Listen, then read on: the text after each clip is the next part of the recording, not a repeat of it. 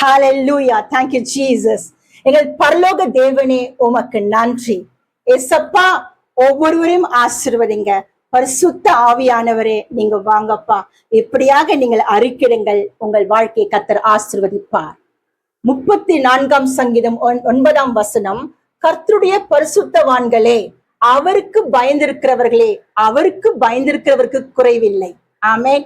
பரிசுத்தவான்களுக்கு குறைவில்லை. எவர்கள் பரிசுத்தவான்கள்? கர்த்தருக்காக வாழுகிற பிள்ளைகள், அவர்களுக்காக பிரித்தெடுக்க பிள்ளைகள். ஆமென். பாருங்க, நம்முடைய பரிசுத்தம் அல்ல, தேவனுக்கு ஏற்ற பரிசுத்தத்தின்படி நாம் வாழும் பொழுது அவர்கள் எல்லோரும் கர்த்தருடைய கிரியைகளா இருக்கிறார்கள். ஆமென். நீங்கள் எல்லோருக்கும் கர்த்தர் சொல்கிறார், கர்த்தருக்கு பயந்தவர்கள் பரிசுத்தவான்கள்.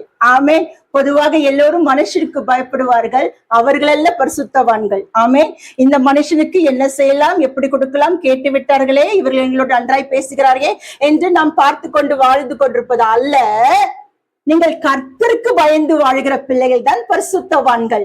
அவர்கள் எல்லோரும் தேவனுடைய வார்த்தைகளை, நீதியை தரித்து கொண்டு வாழ்வார்கள். ஹல்லேலூயா.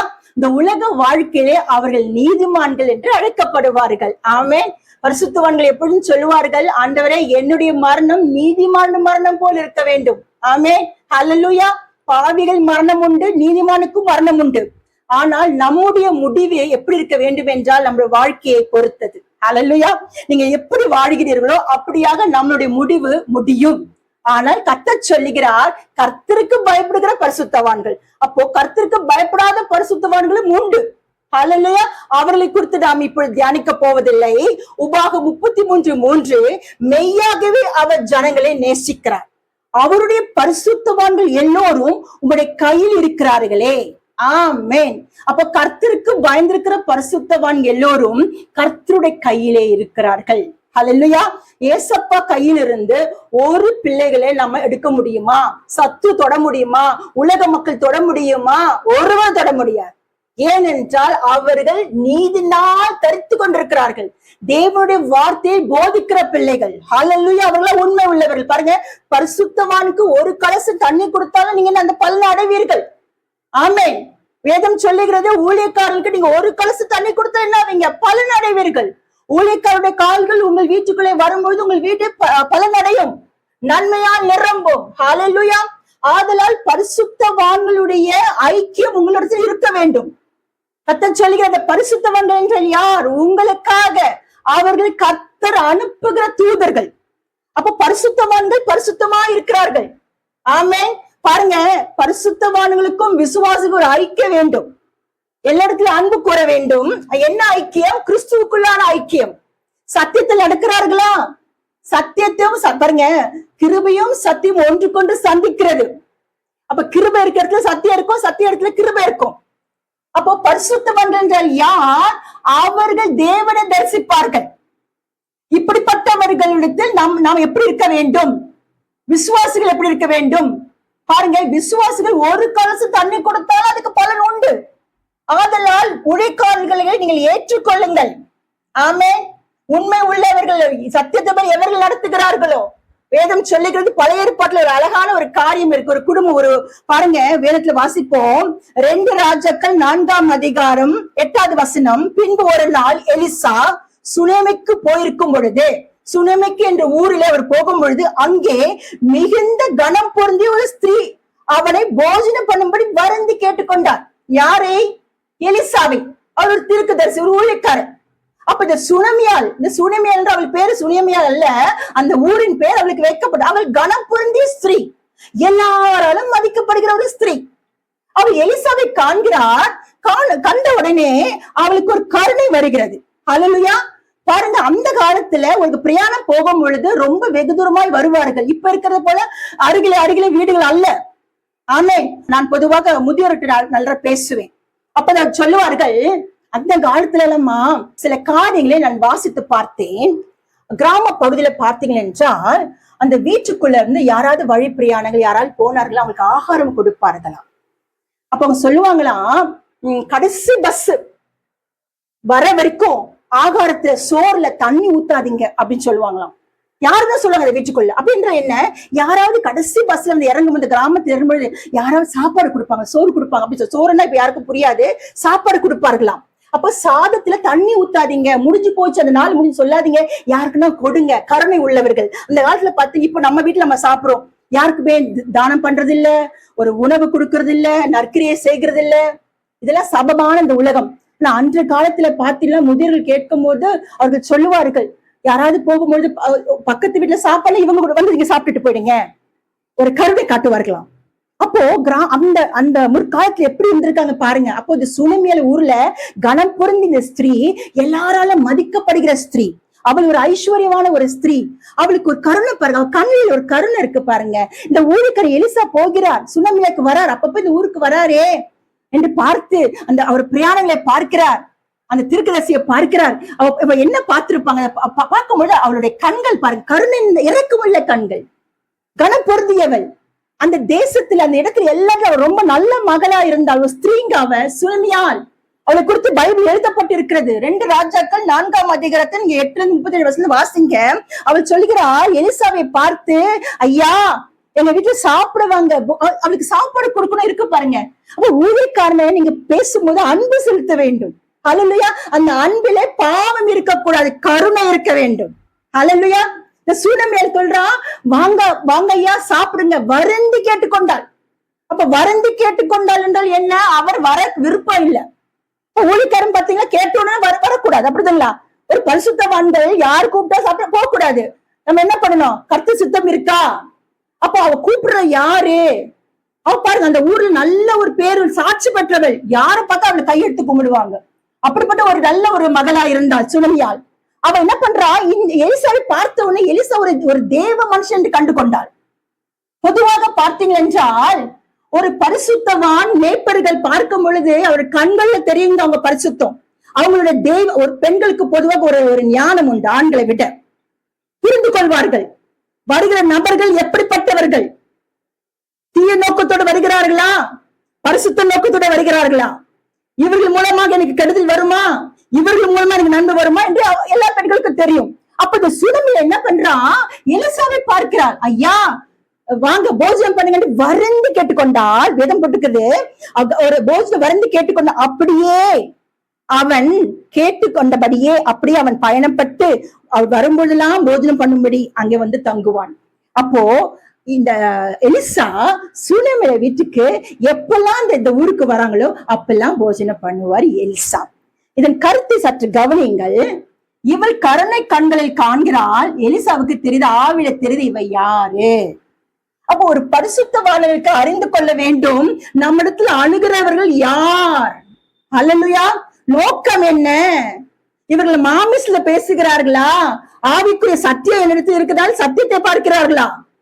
பொதுவாக என்னோட வாலிப நாட்களே என் போதகத்துல நான் கேட்பேன், நான் யாரை நண்பர்களாக கொள்ள வேண்டும், நான் யாரை சிநேகிக்க வேண்டும். பொதுவாக வாலிபர்கள் எல்லா இடத்திலும் பேசுவார், நான் அப்படி அல்ல. நான் சாட்சியாக சொல்லுகிறேன், என்ன சத்தியத்தை கேட்டோன்னு யார்கிட்ட என்ன பேசணும், எப்படி பேசணும். எல்லாம் ஃப்ரெண்ட்ஸ் எல்லாம் பாத்தீங்க உலகத்தா இருக்கிறார்களே, கேம்ஸ் விளையாடுவாங்க, அங்க போவாங்க இங்க போவாங்க. என் போதர்கிட்ட கேட்டேன், பாஸ்டர் என்னுடைய ஃப்ரெண்டு நான் எப்படி நான் சூஸ் பண்ணணும்னு கேட்டேன். அப்ப அவர் சொன்னாரு, உன்னுடைய ஆவிக்கு ஒத்த ஆவி இருக்கான்னு பாரு. அதாவது நீ வார்த்தை சொல்லும் பொழுது அவர்களும் அந்த வார்த்தை கேட்கிறார்களா, சத்தியத்தில் இருக்கிறார்களா, அவர்கள் ஆவிக்குரிய வாழ்க்கையில இருக்கிறார்களா, ஜெபிக்கிறவர்களா என்று பார்த்து கொண்டு நீ அவர்களோட பழகு என்று சொல்லுவார். அந்த நாள் இன்றைய வரைக்கும் நான் அவரோட பழகும் பொழுது இவர்கிட்ட சத்தியம் இருக்கு, இவர் ஆழமான சத்தியத்தை சொல்லுகிறார் அப்படி என்று சொல்லி அந்த கண்களிலே ஒரு கருணை உண்டாக்கும்படி அவரை நம்ம வீட்டுக்கு அழைத்து போஜனம் கொடுக்க வேண்டும். அப்படிதான் சுனமியில செய்கிறார். ஹல்லேலூயா. நோக்கத்தை அறிந்து கொண்டான் எலிசா. உடனே பாருங்க 9ஆம் வசனம், அவள் தன் புருஷனை நோக்கி. அப்ப இந்த ஸ்திரீ புருஷனை பார்த்து பேசுறா, என்ன சொல்றா தெரியுங்களா, இதோ நம்மிடத்தில் எப்போதும் வந்து போகிற தேவனுடைய மனுஷனாக இவர் பரிசுத்தவான் என்று காண்கிறேன். அல்லேலூயா. புருஷன் கிட்ட பேசுறா, என்னங்க அடிக்கடி வந்துட்டு போற பாருங்க அந்த நாட்களிலே வனாந்தரமா இருக்கும், வீடு தூரமா இருக்கும், அங்க வந்து பயணம் செய்ய வாகனங்கள் இல்லை, அப்போ ஒரு மனுஷன் ஒரு இடத்துல வந்து போய் அங்க ஊழியம் செய்து கொண்டிருக்கிறாள், இந்த வீட்டுக்கு வந்து போகிறாள். அப்ப இவர் சொல்லுகிறாள், இவர் பரிசுத்தவான், இவர் கரை திரை ஒன்றுமே இல்லை. இந்த மாதிரி சாட்சி பெற வேண்டும். அப்போ பரிசுத்தவான்களுக்கு யார் சாட்சி கொடுக்கணுங்க? என்ன பண்ணுங்க? உலகத்தில் இருக்கிறவர்கள் சாட்சி கொடுக்க வேண்டும். ஹல்லேலூயா. அது மாத்திரமல்ல, பரிசுத்தவான்களுக்கு சாட்சி கொடுக்கிறது யார் சாட்சி கொடுக்கணும்? அதுக்கேற்ற ஒத்த உள்ளவர்கள் சாட்சி கொடுப்பார்கள். சில பேர் பாக்குறவங்களுக்கு எப்படி இருக்கும்? வந்து போறான்னு ஒரு கெட்ட நோக்கம் இருக்கும், பாத்துக்கோங்க. ஆனா இவள் கணவனோடு பேசுகிறாள். அப்ப இவளுக்கும் நல்ல நோக்கம். கணவர் புரிந்து கொண்ட உள் மனதை கணவர் புரிந்து கொள்கிறார். உள் உணர்வை புருஷன் புரிந்து கொண்டார். ஹல்லேலூயா. என்ன புரிந்து கொண்டால்? இந்த சுனமி என்ன சொல்லுகிறார்? இவர் சொல்றா, இவர் பரிசுத்தவான். ஹல்லேலூயா. அப்போ உண்மை காண்கிறவர்கள், இவர் நீதிமான். ஹல்லேலூயா. நம்மை பார்த்து அப்படி சொல்லணுங்க. இவ கனப்பொருந்திய ஸ்திரீ, இவ கண்களில் ஒரு கருணை நம்ப இருக்கு, பாவம் இல்லப்பா. ஹல்லேலூயா. மாமிச பார்வை அல்ல. இயேசுவுக்காக வாழ்கிற ஒவ்வொரு பெண்களும் சரிங்க, ஒவ்வொரு ஊழியக்காரர்களும் சரிங்க, பாவத்தில் கண்கள் வைத்துக் கொள்ள கர்த்தர் விட மாட்டார். ஏன்னா கிறிஸ்துவுக்காக வாழ்கிற பிள்ளைகள் கர்த்தருடைய கரத்தில் இருக்கிறார்கள். அப்போ வார்த்தை கொடுக்கிறோம் பாருங்க. ஹல்லேலூயா. எந்த தைரியத்துல கொடுக்குறோங்க? கர்த்தர் பார்த்துக் கொள்வார். ஹல்லேலூயா. ஆண்டவரே, என் உச்சந்தலின் பாத வரைக்கும் ஒவ்வொரு அவயங்களை கர்த்தர் பொறுப்படுத்திக் கொள்வாராக. ஆமென். இப்படியாக ஒவ்வொரு ஊழியக்காரர்கள் பரிசுத்தவான். நம்ம காண்கிறவர்கள் மற்றும் சொல்லணும், இவங்க பரிசுத்தவான்கள், இவன் கனம் பொருந்தவர்கள். இப்படிப்பட்ட சாட்சிகள் எழும்ப வேண்டும். உடனே சொல்ற பாருங்க, தன் புருஷனை பார்த்து, நம் மெத்தையின் மேல் ஒரு சிறிய அறை வீட்டை கட்டுவோம். ஒரு கிருபையுள்ள நல்ல வார்த்தை பாருங்க. மெத்தையின் மேல் ஒரு சிறிய அறை வீட்டை கட்டி. ஹல்லேலூயா. அப்படி என்றால் என்ன? ஒரு அமைதியான ஒரு இடத்துல அவரை வைக்கணும். ஹல்லேலூயா. அப்போ பரிசுத்தவான்கள், உங்களுக்காக ஊழியம் செய்கிற ஊழியக்காரர்களை எப்படி இருக்கணுங்க? நம் நிமித்தம் அவர்களுக்கு அமைதி பெறணும். எப்ப பார்த்தாலும் போராட்டம், என் குடும்பத்தை எப்படிங்க அப்படிங்க, சாட்சி இல்லாத வாழ்க்கை. அப்ப ஊழியக்காரனுக்கு நீங்க சமாதானத்தை கொடுக்குறீங்களா? அறை விட்டு கட்டுறீங்களா? ஆமே, என் குடும்பம் நல்லா இருக்குங்க, நான் எனக்கு ஒரு குறையில சொல்லுங்களேன். ஆமே. எப்ப பார்த்தா ஊழியக்காரங்கிட்ட பேசுங்க, குறை பேசுங்க, முடியலதான். ஆனா எப்ப நீங்க ஆவிக்குரிய மெச்சூரிட்டி அடைய போறீங்க? அப்ப அவருக்கு ஒரு அறை விட்டு கட்டு என்றால் அவருக்கும் உங்களுக்கு ஒரு சமாதான உடன்படிக்கை இருக்க வேண்டும். அதிலே அவருக்கு ஒரு கட்டளை. ஹல்லேலூயா. கட்டளை என்று சொன்னா இளைப்பாறுதல். அப்படின்ற என்ன? Presence, God's presence. அதாவது பரிசுத்தவான்களே படுக்கையில கம்பீரித்திருப்பார்கள். பரிசுத்தவான்கள் தூங்கும் பொழுது எப்பவுமே கம்பீரித்திருப்பார்கள், பாவம் இருக்காது. மேஜைகளையும் போஜனம் வைக்கும்படி ஒரு மேஜை. ஹல்லேலூயா. அதாவது அந்த பரிசுத்தவான் வரும்போதெல்லாம் எப்படி சாப்பிடணும்? ஒரு ஐக்கியம் உள்ளவரா இருக்கணும். ஏன்னா நான் அவருக்கு சாட்சி பெற்றுட்டேன், அவர் ரொம்ப நல்லவர் அல்ல, சொல்ல அவர் பரிசுத்தவான். இப்படியாக நீங்க உங்களுக்கு ஊழியக்காருக்கு ஒரு ஐக்கியம் இருக்கணும், சாட்சி இருக்கணும். எப்ப பார்த்தாலும் ஊழியக்காருக்கு விரோதமா எழும்புகிற ஆவிகள் இந்த சபையை விட்டு அந்த சபையை போறது. மேஜர் இருக்கா? விசுவாசியே, உனக்கும் ஊழியக்காருக்கு ஒரு மேஜர் இருக்கா? நாற்காலியும் வைக்கலாங்க, ஒரு நாற்காலி போட்டு வைக்கலாங்க. அப்படி என்ற என்ன தெரியுமா? பணிவு, டீச்சிங். அவர் வரும்பொழுதெல்லாம் வார்த்தை சொல்லுவார். தீர்க்க தரிசனம் சொல்லும் பொழுது அவர் பாத அருகில உட்காரும்படி அவர் உயர்ந்த இடத்துல உட்கார வைக்கணுங்க. ஹல்லேலூயா. பாருங்க, அவளுக்கு என்ன ஒரு கருணையான குணம் இவ கொடுக்கிறா. பொதுவாக விசுவாசிகள் ஊழியக்காரங்கிட்ட என்ன பண்ணுவாங்க? வார்த்தைகள் வாங்குவாங்க. வாங்கிட்டு அவருக்கு நீங்க என்ன செய்ய போறீங்க? அவருக்கு அன்பு கூறுறது அடையாளம் என்னங்க? அவங்களுக்கு சமாதானமா வைங்க. அவங்க பிரசங்கம் பண்ணும்போது நீங்க அவங்க பாத அருகில போயிடுங்க. அவங்களுக்கு நாற்காலி வைக்கிறீங்க. ஆமே. ஹல்லேலூயா. நாற்காலியும் குத்து விளக்கும். அப்படின்றா என்னங்க? நல்ல ஒரு வெளிச்சம் இருக்கணுங்க, பிரசன்ஸ் இருக்கணுங்க. அப்ப ஊழியக்காரனுக்கு நம்ம என்ன வைக்கணும் வரும்பொழுதெல்லாம்?